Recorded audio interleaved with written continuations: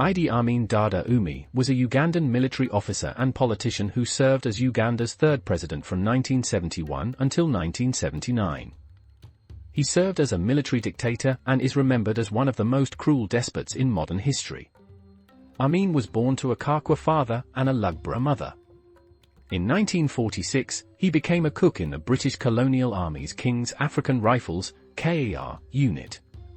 He ascended to the rank of lieutenant, participating in British operations against Somali rebels and then the Mau Mau Uprising in Kenya.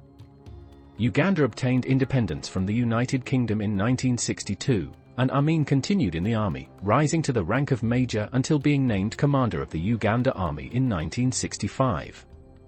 He learned that Ugandan President Milton Obote was planning to arrest him for misappropriating army funds, so he led the 1971 Ugandan coup and declared himself president. During his reign, Amin went from being a pro-Western president who received significant support from Israel to being backed by Libya's Muammar Gaddafi, Zaire's Mobutu Sese Seko, the Soviet Union, and Eastern Germany. In 1972, Amin evacuated Asians, the majority of whom were Indian Ugandans, prompting India to end diplomatic relations with his dictatorship. In 1975, Amin became chairman of the Organization of African Unity, OAU, a Pan-African organization dedicated to promoting cooperation among African states. Uganda was a member of the United Nations Human Rights Commission from 1977 to 1979. In 1977, the United Kingdom severed diplomatic relations with Uganda, and Amin declared victory against the British, adding CBE to his title for Conqueror of the British Empire. As Amin's administration advanced into the late 1970s, there was rising dissatisfaction over his persecution of particular ethnic groups and political dissidents, as well as Uganda's relatively low international status as a result of Amin's support for PFLPO and RZ hijackers in 1976, which prompted Israel's Operation Entebbe. He then tried to conquer Tanzania's Kagera region in 1978. Tanzanian President Julius Nyerere responded by ordering his forces to attack Uganda. In 1979, the Tanzanian army and rebel forces successfully stormed Kampala, removing Amin from power. Amin went into exile, first in Libya, then in Iraq, and eventually in Saudi Arabia, where he died in 2003. Amin's tenure was characterized by rampant human rights violations, including political repression, ethnic persecution, extrajudicial killings, nepotism, corruption, and gross economic mismanagement. International observers and human rights organizations estimate that his administration killed between 100,000 and 500,000 individuals. Almost all accounts of Amin's the earliest years are contradictory, as he did not write an autobiography and never gave permission for a written account. According to British government records, Amin was born in 1925, however, no records for native Africans were kept at the time. At a 1972 interview with Judith Hare, Amin claims his birthplace as the town of Koboko and his age as 46, putting his birth year at 1926. In a 1977 book published by Little, Brown, and written by a British advisor in Uganda under the pseudonym David Gwynn, Amin was born in Buganda and given the age of 48, putting his birth year as 1928. The most detailed biography of Amin is written by his family and is based on oral tradition, which has some authority but cannot be substantiated. According to family tradition and Saudi authorities in Jeddah, his birth date is 10 Dhul-Hijjah 1346 on the Islamic calendar. Amin's family believes that Ait was a priestess in the Yarkanyo order, a secret African society of which Idi Amin was also a part, that employed sacred water and other mystical powers for battle.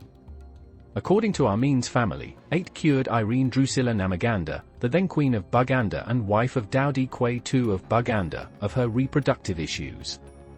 Ait's prominent position in the Allah Water movement supposedly piqued the interest of the Bugandan royal family, and her alleged ties to the family fueled rumors that Amin's biological father was Daudi Chwa II.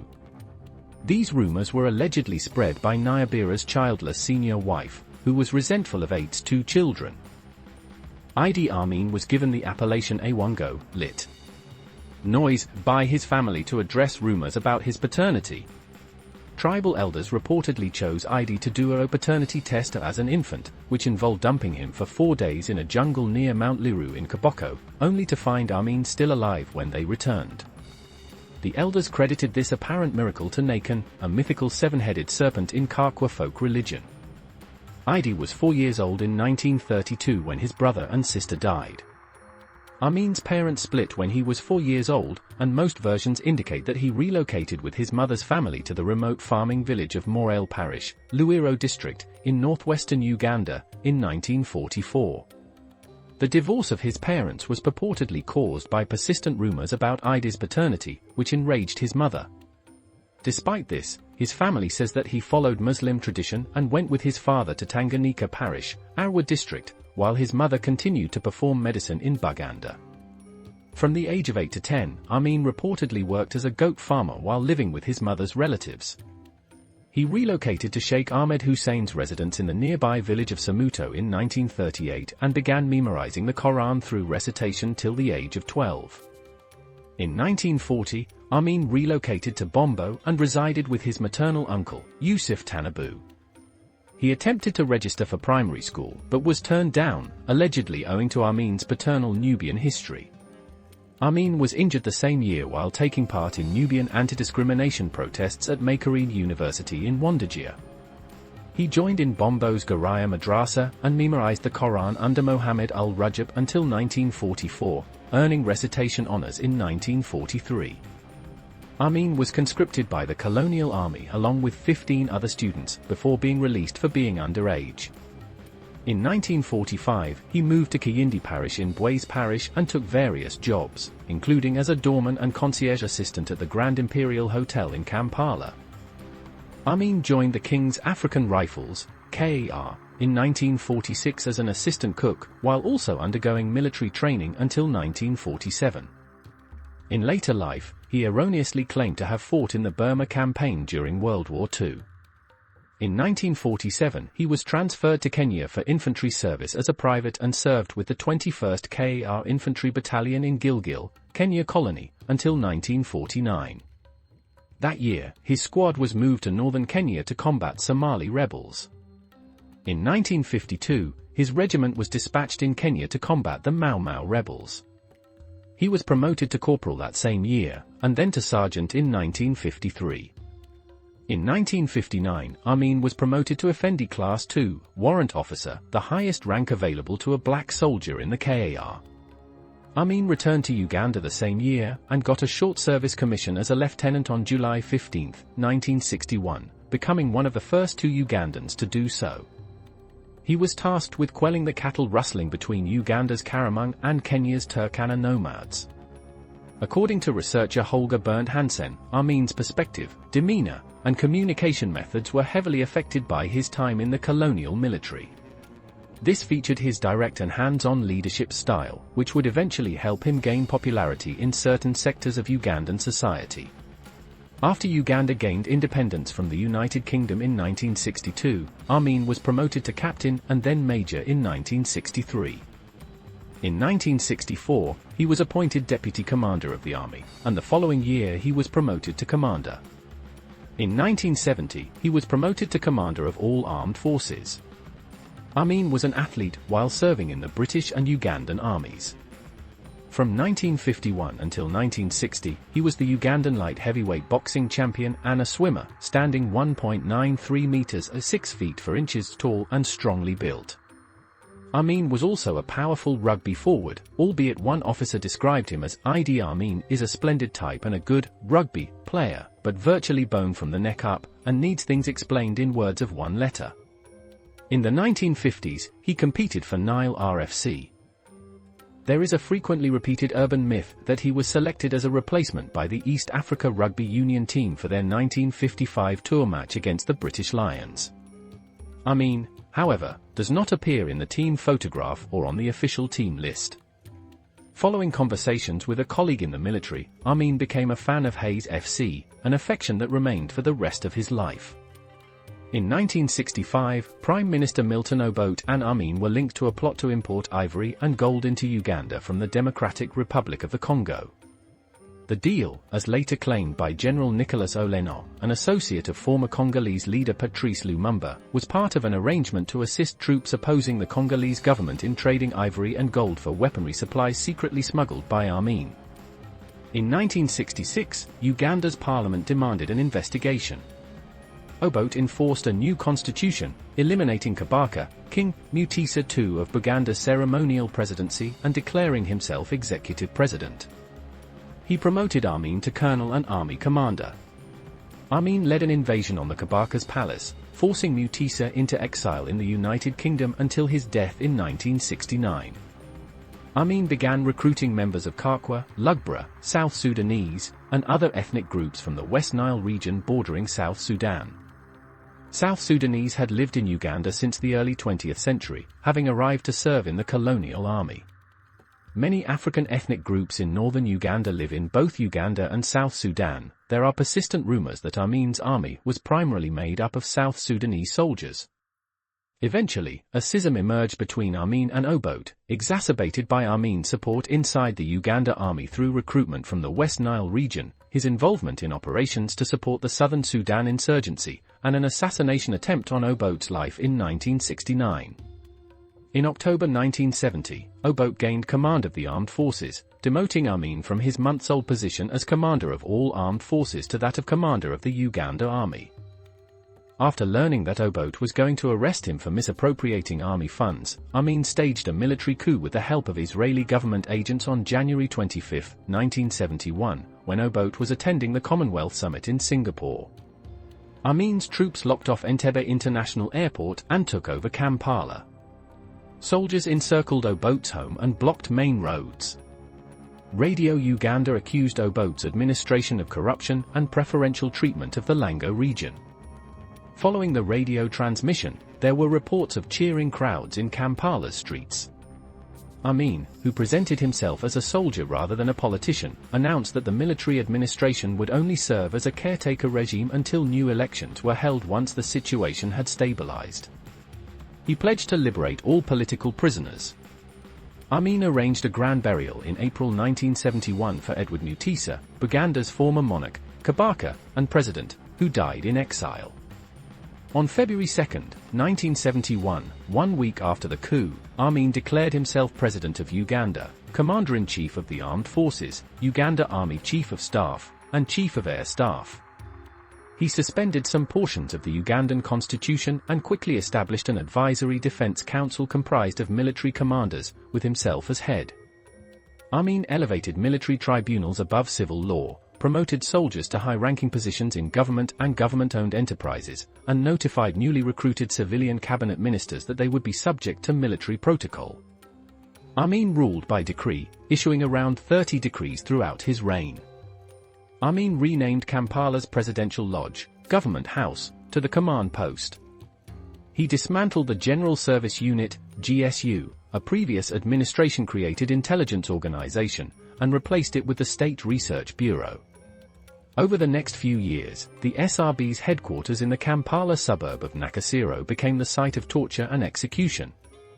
Other agencies that persecuted dissenters were the Military Police and the Public Safety Unit, PSU. Obote sought asylum in Tanzania when President Julius Nyerere offered him sanctuary there. Obote was quickly joined by 20,000 Ugandan refugees fleeing Amin. In 1972, the exiles sought but failed to seize control of Uganda through a poorly organized coup. Kawadwa, a well-known writer, and two of Amin's own cabinet ministers, Ireneo Wilson Oryema and Charles Obote Fumbi. Amin gathered adherents from his own ethnic group, the Kakwas, as well as South Sudanese and Nubians. By 1977, these three groupings represented 60% of the 22 top generals and 75% of the cabinet. Similarly, Muslims made up 80% and 87.5% of these groups, although being only 5% of the population. This helps to understand how Amin survived 8 attempted coups. By 1978, Uganda's army had grown from 10,000 to 25,000. Amin's military was primarily a mercenary force. Half of the soldiers were from South Sudan, 26% from Congo, and only 24% from Uganda, where the majority were Muslim and Kakwa. We are determined to make the ordinary Ugandan master of his own destiny and, above all, to see that he enjoys the wealth of his country. Our deliberate policy is to transfer the economic control of Uganda into the hands of Ugandans, for the first time in our country's history. Idi Amin on the persecution of minorities. In August 1972, Amin declared what he called an economic war, a set of policies that included the expropriation of properties owned by Asians and Europeans. Uganda's 80,000 Asians were mostly from the Indian subcontinent and born in the country, their ancestors having come to Uganda in search of prosperity when India was still a British colony. Many owned businesses, including large-scale enterprises, which formed the backbone of the Ugandan economy. On August 4, 1972, Amin issued a decree ordering the expulsion of 50,000 Asians with British passports, which was later amended to include all 60,000 Asians who were not Ugandan citizens. Approximately 30,000 Ugandan Asians emigrated to the United Kingdom, while others went to Commonwealth countries like Australia, South Africa, Canada, and Fiji, or to India, Kenya, Pakistan, Sweden, Tanzania, and the United States. Amin seized businesses and properties belonging to Asians and Europeans and gave them to his allies. Without competent owners and proprietors, firms were mishandled, and many sectors failed due to a lack of operational knowledge and upkeep. This was terrible for Uganda's already declining economy. At the time, Asians accounted for 90% of the country's tax revenue. With their deportation, Amin's administration lost a significant portion of that cash. The economy has all but collapsed. Idi Amin killed an estimated 500 Yemeni Hadrami Arab merchants.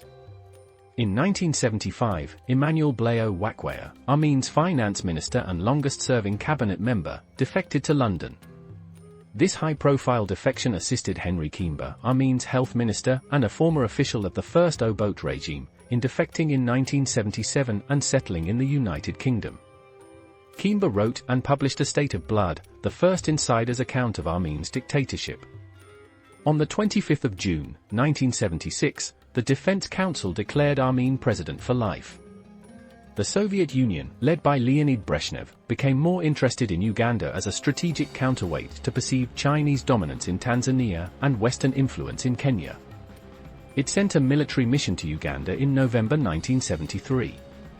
While it could not match the financial resources of the Western countries, the Soviet Union chose to assist Amin with military equipment in exchange for his backing. The Soviet Union swiftly became Amin's primary arms supplier, providing Uganda tanks, jet fighters, artillery, missiles, and small guns. By 1975, it was estimated that the Soviets had provided Amin's government with $12 million in economic assistance and $48 million in arms. Amin also sent several thousand Ugandans to Eastern Bloc countries for military, intelligence, and technical training, especially Czechoslovakia. East Germany was involved in the General Service Unit and the State Research Bureau, the two agencies that were most notorious for terror. Later, during the Ugandan invasion of Tanzania in 1979, East Germany attempted to remove evidence of its involvement with these agencies. In December 1973, during the 1973-1975 recession, Amin launched a sarcastic Save Britain Fund to save and assist our former colonial masters from economic catastrophe, while offering emergency food supplies and urging Ugandans to donate. In 1974, he offered to host and mediate negotiations to end the conflict in Northern Ireland, believing that Uganda's position as a former British colony qualified it for the task. In June 1976, Amin authorized an Air France flight from Tel Aviv to Paris, hijacked by two members of the Popular Front for the Liberation of Palestine, External Operations, PFLPEO, and two members of the German Revolutionär Zellen, to land at Entebbe. The hijackers were joined by three more. Soon after, 156 non-Jewish hostages who did not have Israeli passports were released and transported to safety, while 83 Jews and Israeli citizens, as well as 20 others who refused to abandon them, including the captain and crew of the hijacked Air France flight, remained prisoner. Uganda under Amin embarked on a massive military buildup, raising fears in Kenya. In early June 1975, Kenyan officials intercepted a big shipment of Soviet-made guns en route to Uganda at Mombasa's port. Tensions between Uganda and Kenya reached a climax in February 1976, when Amin said that he would look into the possibility that sections of southern Sudan and western and central Kenya, up to 32 kilometers, 20 miles, from Nairobi, were once part of colonial Uganda. Kenya's government responded with a stern statement that it would not give up a single inch of territory. Amin backed down as the Kenyan army stationed troops and armored personnel carriers on the Kenya-Uganda border. Amin had tense relations with Rwanda, and during his reign, he regularly threatened the country's economy by denying commercial vehicles entry to Mombasa and making several threats to attack Kigali. Military help from Libya's Muammar Gaddafi and the Palestine Liberation Organization, PLO. The president reportedly made multiple travels abroad to other nations such as Saudi Arabia and Iraq throughout the conflict, hoping to mobilize more foreign assistance.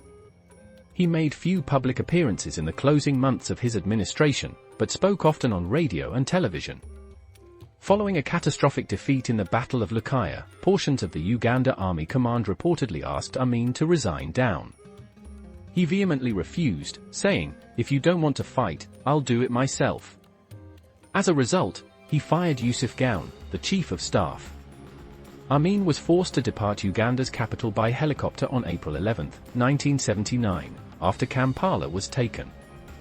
After a brief attempt to assemble some remnants of the Uganda Army in eastern Uganda, during which Amin purportedly declared Jinja to be the country's new capital, he withdrew into exile. By the time he was deposed, Amin had grown immensely unpopular in Uganda.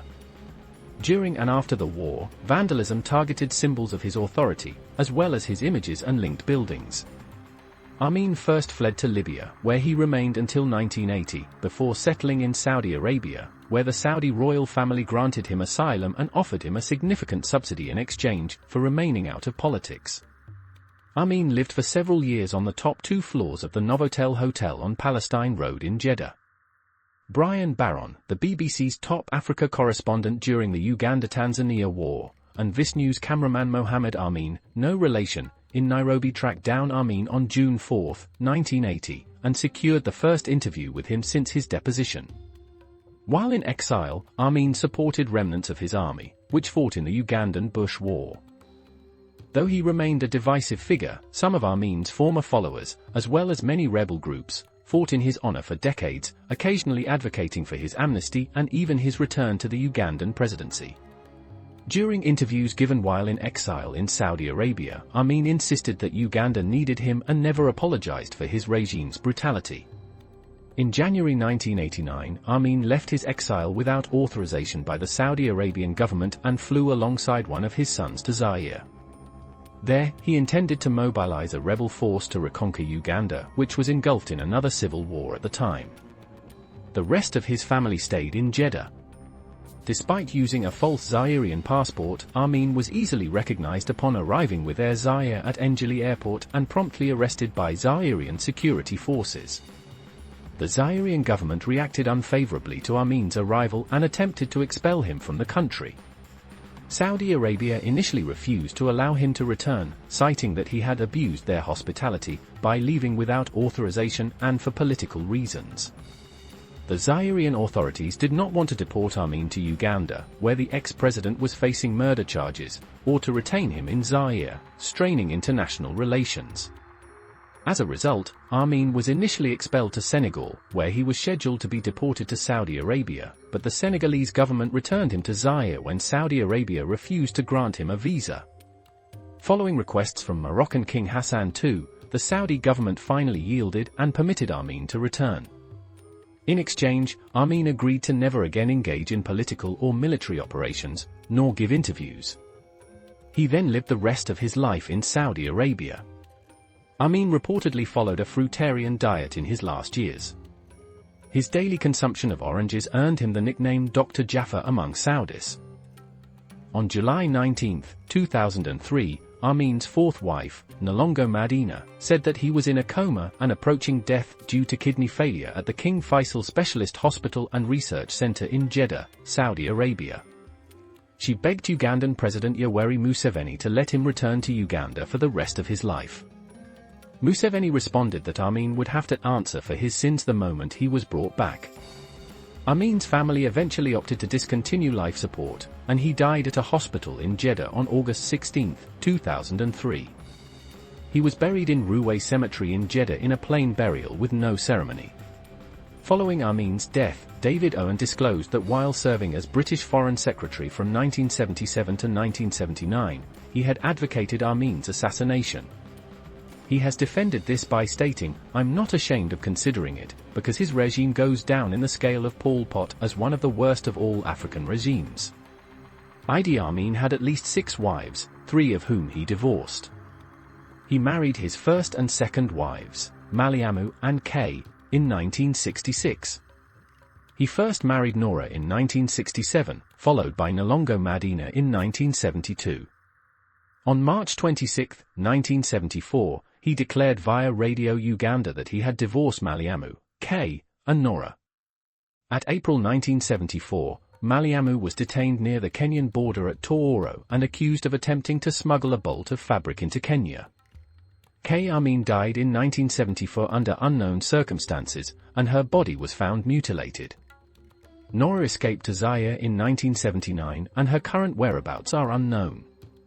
In July 1975, Amin married 19-year-old Sarah Kayolaba, a go-go dancer with the Revolutionary Suicide Mechanized Regiment Band nicknamed Suicide Sarah, for £2 million.